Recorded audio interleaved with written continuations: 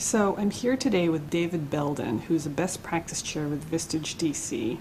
Dave, what does it mean to be a best practice chair? The best practice chair is kind of the chair of chairs.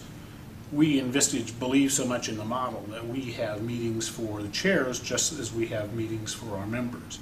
And the chairs meet once a month. I have a group in DC and a group in Baltimore, and we talk about all of the issues we have, about what Vistage is doing, and we share best practices about what's happening in our groups.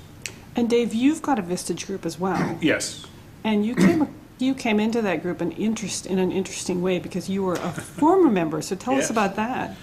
Well, I had been living in Europe. I came back to the United States to do a turnaround for a Swiss company I worked for. And when I was finishing the turnaround, it was a 3-year period, I was trying to decide what I was going to do next, where I was going to go next, if I was going to live in another country, and really made a promise to myself that on my 50th birthday, it was actually my birthday present to myself, that I would never do another day's work I didn't enjoy.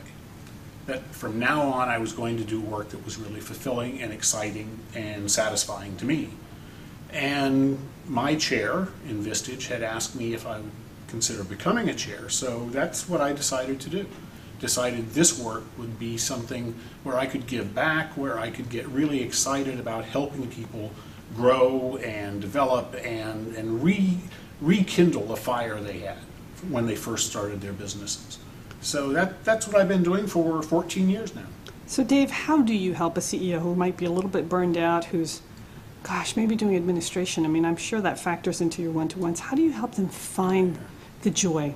Well, you know, one of the things that happens to all of us, so we start a business, we're excited, we know why we started it, we know exactly what we're doing, we know our clients, we know our vendors, we know our employees, we know everything about it.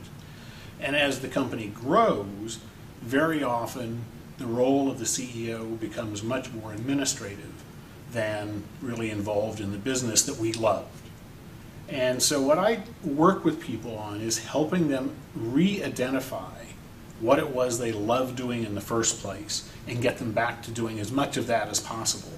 So a lot of that is about getting people to recognize they have to delegate. To delegate, you have to trust. So how do we build trust in the team, make sure we have the right team, and then delegate as much work as we can to them so that we can do what we really enjoy doing. And David, what is one word that your members would use to describe you as a chair?